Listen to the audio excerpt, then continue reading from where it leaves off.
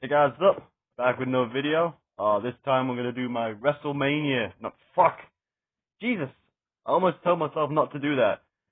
Backlash 2020. I keep forgetting it's not. This one wasn't WrestleMania Backlash. So, yeah, Backlash 2020. Just finished watching it like about 5 minutes ago. So let's get on with this review, shall we? Don't mind the light. I hope it's not too bright on the thingy. I've got a little bit of a light issue, so so let's get on with this, shall we? First match we kicked off the Backlash card with Alexa Bliss teaming up with Nikki Cross to take on the Iconics and Bayley and Sasha Banks in a triple threat tag team match for the tag team titles. This was a good opener. I made a joke, like, you know, it's got Sasha Banks, Alexa Bliss, and Bayley in this match, so automatically this is a 5-star match. But on a serious note, it was a good opener, fine action. I didn't really see anything wrong with the action, and yeah, it was a pretty fine opener. I thought it was a pretty good opener, and the right outcome. Right outcome. Next match, second match on the card, we had Sheamus taking on Jeff Hardy. First off, I hated this storyline involving Jeff's addiction with alcohol. Especially now, I hated it back then in 2020, and I hate it more now with the whole, the drink driving and all that stuff. Like, I'm not a big fan of that. I feel like these two didn't need this story, that realism in it. The match itself, I enjoyed. Very solid action. What I really noticed about this match, and maybe it's been there all along, is how underrated Sheamus is. Sheamus is really good. I really enjoyed this match, and it was fun. Fun stuff. So apart from the storyline going in, the in-ring action was good.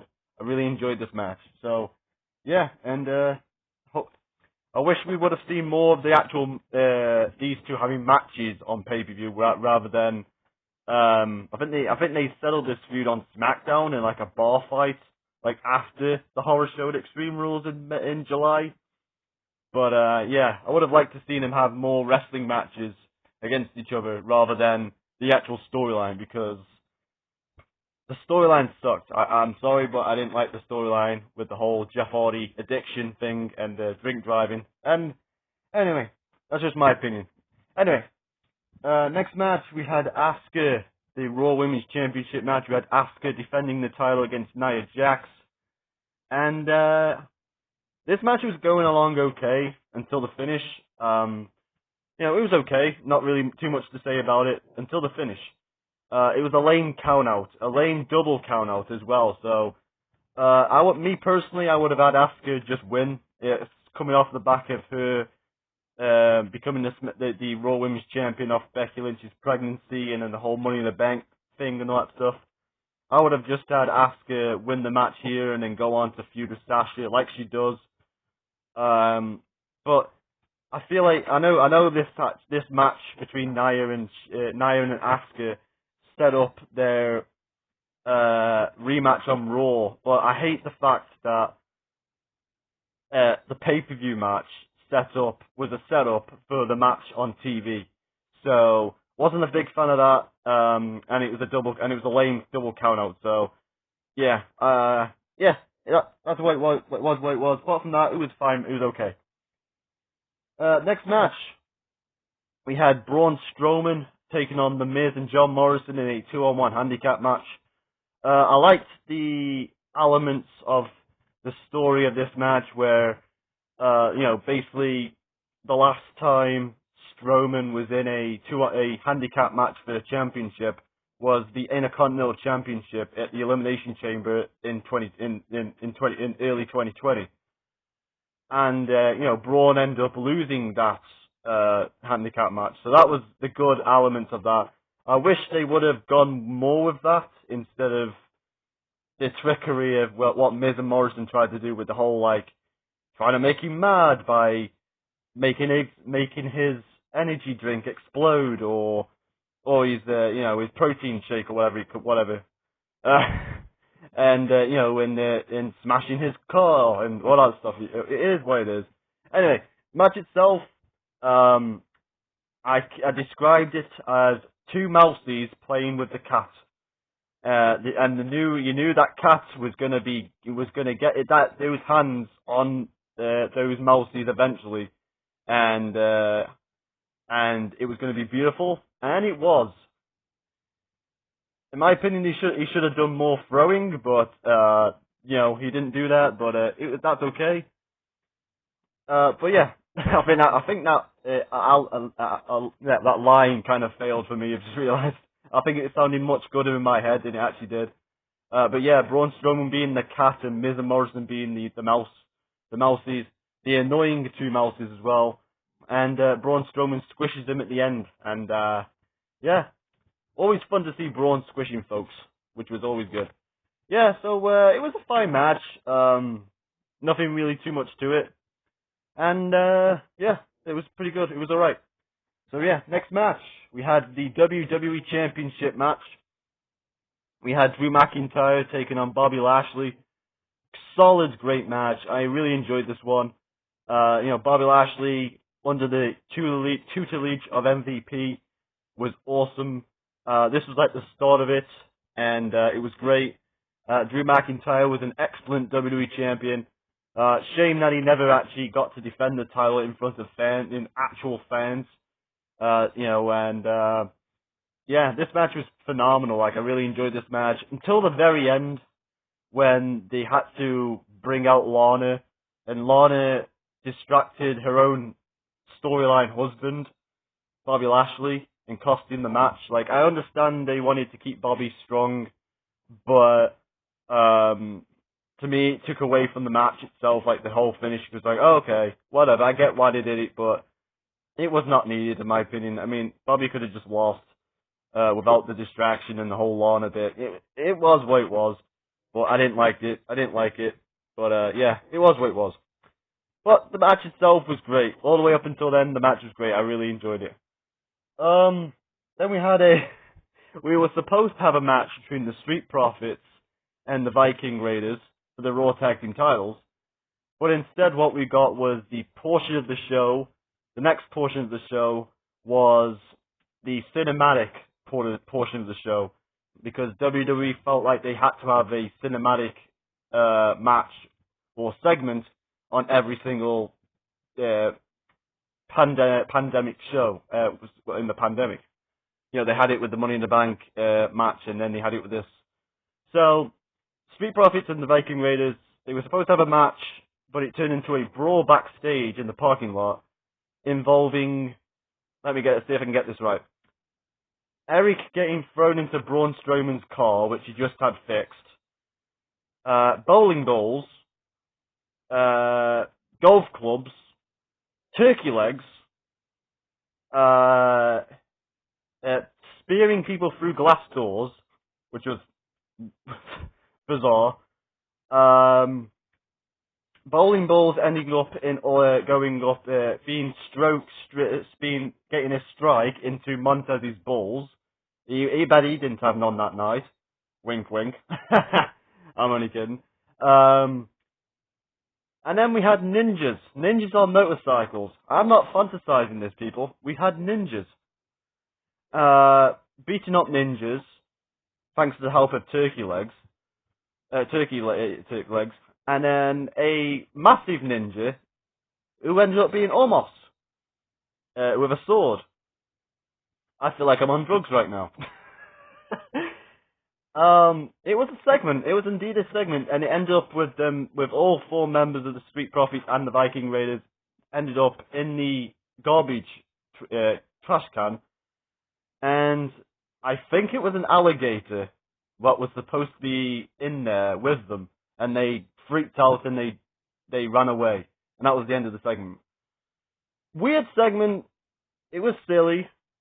It got a chuckle out of me. It did nothing for the Street Profits and the Viking Raiders that made me want to see them wrestle, but I was entertained, I guess, by it. I thought it was pretty funny. I was like, wait, this is pretty stupid, but I laughed. I thought it was funny.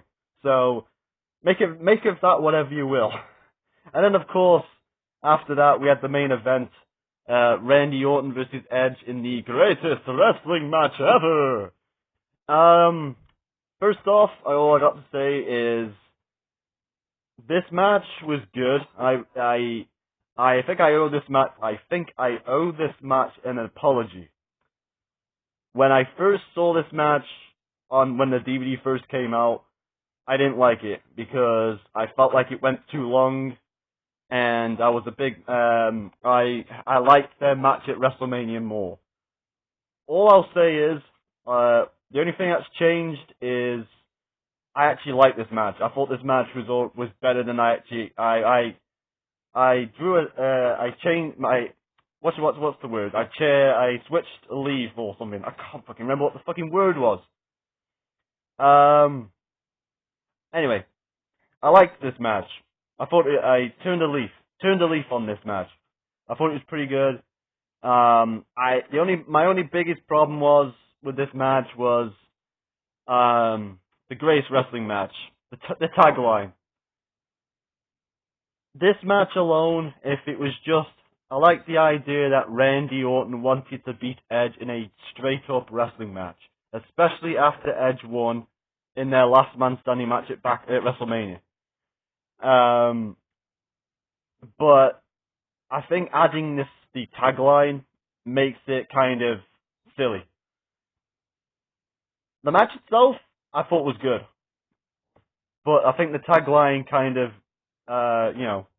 made it a bit silly, like, oh, the greatest wrestling match ever, haha. And, it was what it was.